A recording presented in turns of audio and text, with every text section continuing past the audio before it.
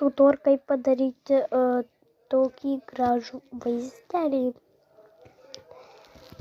Pirmą imam nuotrauką, aš tuoj parodysiu, kokią nuotrauką išimam. Jeigu norite, aišku, liūdno ar kokio ten, nežinau, nusiskanuojate kažkaip, nežinau, nusiskandžiuoti nuo kvapą. Aš jau foto padėjau, pagaliau. Dabar uždėsiu dainelę, bet kitam video. Tai aš kažkiek jūs pamakiau, tai dabar, žinot, kad reikia užsidėti savo foto, kurią norim, ir muzikėlę. Jeigu norite, tuoj parodysiu, kaip galima padaryti savo tuos, tą pridėti kitų. Jau padariau ir dabar darysiu, gal dabar tutor. Ką reiškia tutor? Tutor reiškia,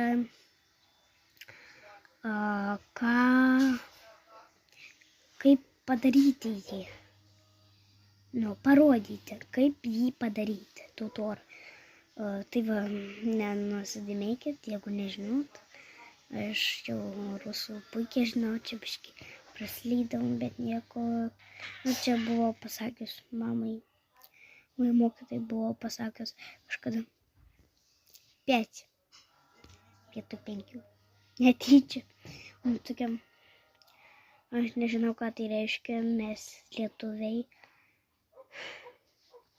Aš tokia, ir galiu išeiti už durų. Nesako tokia, gerai galiu išeiti. Ir aš jau prisižvengiu, negaliu. Sakau, ką mes lietuviai, to susimažiau biškį. Tai va, nedarykit taip pat kaip ir aš. Net tiek klaidą padarysiu. Tai per pertraukus pavyzdžiui, nes buvo už 2 minučių pertraukų, aš